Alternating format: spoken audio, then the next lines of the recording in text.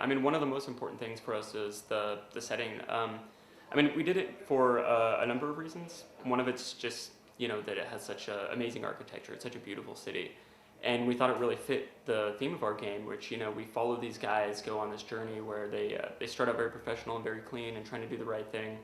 And then they go in and all these terrible situations really make them start to fall apart and, just go through this kind of dark place psychologically.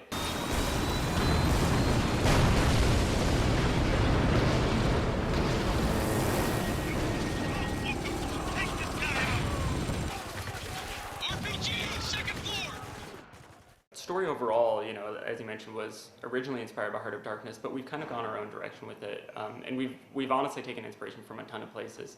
So, movies like shows like Generation Kill, movies like Saving Private Ryan, Black Hawk Down, that kind of thing. Really, just the whole genre, and then also some of it's just from events in real life. We have a military advisor on the game that we've been talking with, and he's had some crazy stories and just given a more personal perspective of what it's like to be in these kinds of situations. What it's really the difficult decisions that real soldiers have to make. RPG, second floor!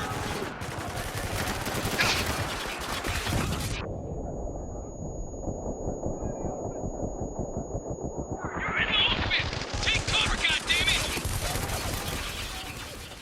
Oh, we have the M249 light machine gun, and we need to know how to reload it, because like in some games they'll do it this way, and some other, and then you'd watch footage and it wouldn't be totally clear, and then he'd really, break it down for you why there's different ways that you can reload that weapon, for instance.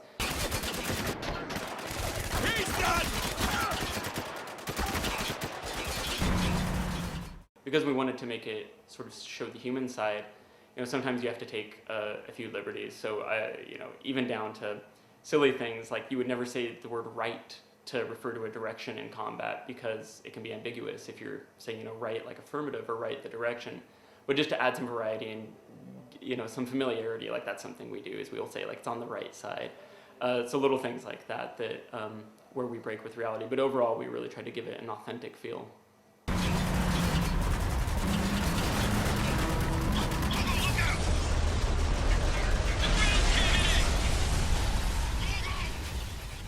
The sand gameplay is something that's pretty important to us. So, of course, we have the city that we've wiped out with these sandstorms, and it would be a shame if we didn't use that.